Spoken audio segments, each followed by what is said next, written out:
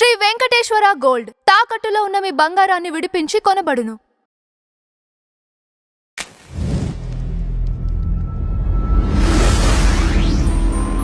నమస్తే సార్. నమస్తే. చిట్టి పికిల్ అలక్య. సో అది వచ్చేసి తను ఒక బిజినెస్ స్టార్ట్ చేసి మంచిగా చాలామందికి ఒక ఇన్స్పిరేషన్గా ఉండే, కానీ అనుకోని సందర్భంలో ఒక కస్టమర్ని తిట్టింది. అసలు నువ్వు పికిలే కొనలేనివి, పెళ్ళి చేసుకుంటూ తను ఉండదని చెప్పేసి మాట్లాడింది. దాని తర్వాత చాలామంది ఆవిడ ట్రోల్ చేశారు, తిట్టారు. నువ్వు పికిల్ అమ్ముకోవాలి, ఒక కస్టమర్ని దేవుడిగా భావించాలి అని, కానీ ఇలా మాట్లాడకూడదు అని చెప్పేసి చాలామంది చాలా విధాలుగా మాట్లాడారు. రీసెంట్గా చూసి ఆమె వచ్చేసి ఐసీయూలో పడ్డదంట, ఇవన్నీ మాటలు వినడం వల్ల అని చెప్పేసి అన్నట్టుగా మాట్లాడుతూ ఉన్నారు. సో దాని గురించి మీరు ఏమంటారు? మరి ఇప్పుడు అందరూ అన్ని రకాలుగా ట్రోల్ చేస్తున్నారు, మాట్లాడుతున్నారు.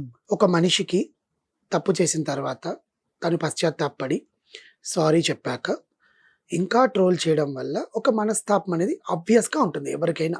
అరే మన నోరు బాగుంటే బాగుండేది కదా, కంట్రోల్ చేసుకుంటే బాగుండేది, మంచిగా బిజినెస్ సాగుతుంది, నాన్నగారు స్ఫూర్తితో పెట్టుకున్నాము, ఎందుకబ్బా ఇలా మాట్లాడాము, ఏమైనా అయితే మనకు ఇబ్బంది కదా అన్న ఆలోచనలు మనకు.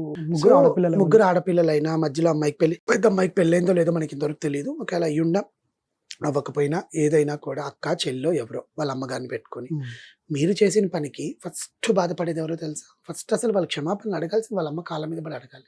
ఎందుకంటే నువ్వు ఇంత సంపాదించి ఆ పచ్చళ్ళు లేదో ఎక్కడి నుంచో సరుకులు తెచ్చి అమ్ముకునేది, నేను నిన్నటి దాకా కూడా వాళ్ళని తిట్టానని ఇప్పుడు జాలి పడుతున్నా వాళ్ళ మీద. ఎందుకంటే అసహ్యంతో కూడిన జాలి, అది మామూలు కూడా కాదు. ఎందుకంటే తల్లిని ఈ 3 నెలల క్రితం తండ్రి పరమపదించారని మాట్లాడుతున్నారు వాళ్ళు. అది ఎంతవరకు నిజమో మనకు తెలియదు, కానీ ఆ తల్లిని ఎంత బాగా చూసుకోవాలి. కోపం ఎవరికి ఉండదు, ఫ్రస్ట్రేషన్ ఎవరికి ఉండదు.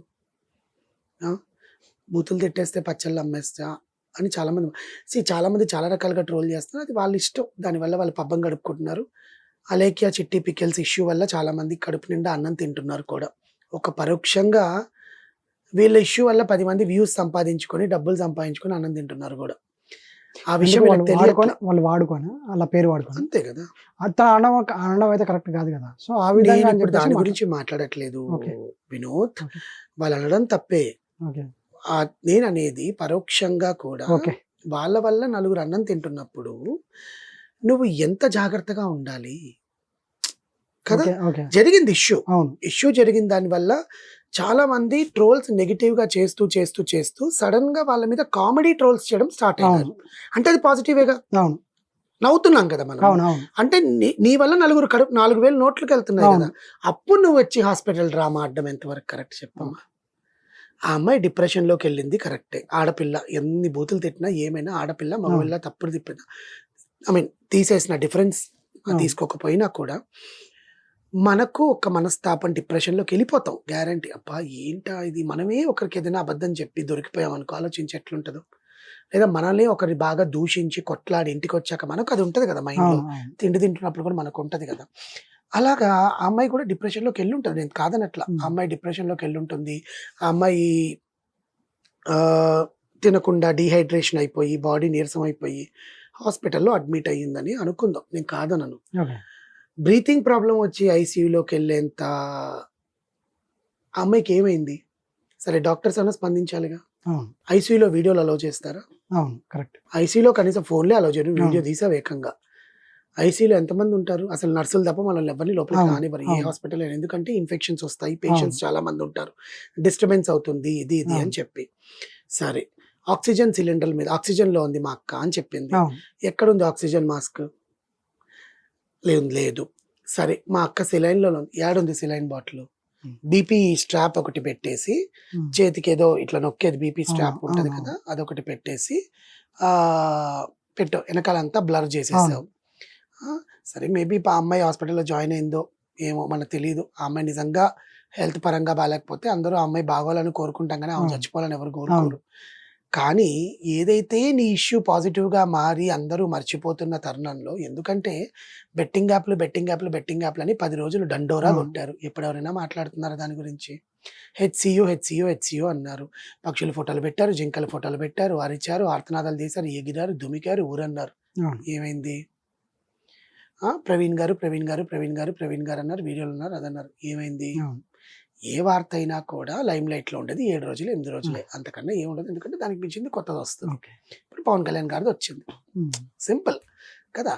అలాగా నీ ఇష్యూ కూడా ఒక కస్టమర్ సాటిస్ఫాక్షన్కి సంబంధించిన ఇష్యూ, ప్లస్ ఆన్లైన్లో బిజినెస్ చేసే వాళ్ళందరికీ కూడా ఇది ఒక గుణపాఠంగా అందరూ తెలుసుకునేలాగా చేశారు కాబట్టి ఆ ఇష్యూని పాజిటివ్గా టర్న్ అవుట్ చేసుకుంటూ యాక్టర్లతో సహా కూడా ట్రోలింగ్ చేయడం అనేది పాజిటివ్గా ట్రోలింగ్ చేస్తున్నారు, అవును, నెగిటివ్గా అవును. కాదు. దానికి నువ్వు సంతోషపడాలి. అవును. ఓకే, మార్కెట్లో మళ్ళీ నీ బిజినెస్ నువ్వు చేసుకోవచ్చు, కొనేవాళ్ళు కొంటారు. అంతే. నీ అదృష్టం బాగుంటే అది మళ్ళీ పుంజుకొని Click ఇంకా అవ్వచ్చు. పై క్లిక్ అవ్వచ్చు కూడా. ఇప్పుడు నువ్వు బయటకు వచ్చి హాస్పిటల్ డ్రామా ఆడడం, వాళ్ళ చెల్లి వచ్చి ఆక్సిజన్ సిలిండర్లు వెనకాల నిలబడుకొని ఇదే పెట్టారు మా అక్కకి అనడం, ఇంత పెద్దది పెట్టారా ఆమెకి, ఏమనుకుంటున్నారు, అది ఏనుగా లేకపోతే మనిషా? ఏం మాట్లాడుతున్నారమ్మా? ఓకే.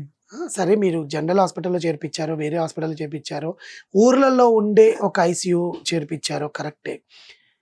హాస్పిటల్లో చేర్పించింది కూడా చెప్పి నువ్వు సారీ చెప్పాల్సిన పని లేదు, వదిలాల్సిన పని లేదు. అవును. నీ ఇన్స్టాగ్రామ్లోనో, నీ ట్విట్టర్లోనో, లేకపోతే నీ యూట్యూబ్లోనో జస్ట్ ఒక నోట్, అవును. మా అక్క మా ఫ్యామిలీ అంతా చాలా ఇబ్బంది పడుతున్నామండి, చాలా దారుణంగా మాట్లాడుతున్నారు, మేము తప్పు చేసామని ఒప్పుకుంటున్నాం కదా, ఎవరు తప్పులు చేయరండి, మేము ఇంకోసారి ఎవరిని మేమేం తిట్టము, అవును. మా బిజినెస్ మేము చేసుకుంటామా లేదా అనేది మా దైవాధీనం, మా పొట్ట గడవాలి కాబట్టి మేము బిజినెస్ చేసుకుంటాం, కానీ ఈసారి ఎవరిని దూషించము, తిట్టము, మా పచ్చళ్ళు నిజంగా మీకు నచ్చితే మా దగ్గర కొనుక్కోండి అని వదిలే. కొనుక్కునే వాళ్ళు కొనుక్కుంటారు, తినే వాళ్ళు తింటారు, తిట్టే వాళ్ళు తిడతారు, కానీ నీ బాధ్యత ఏంటి చెప్పు, వదిలేయడమే.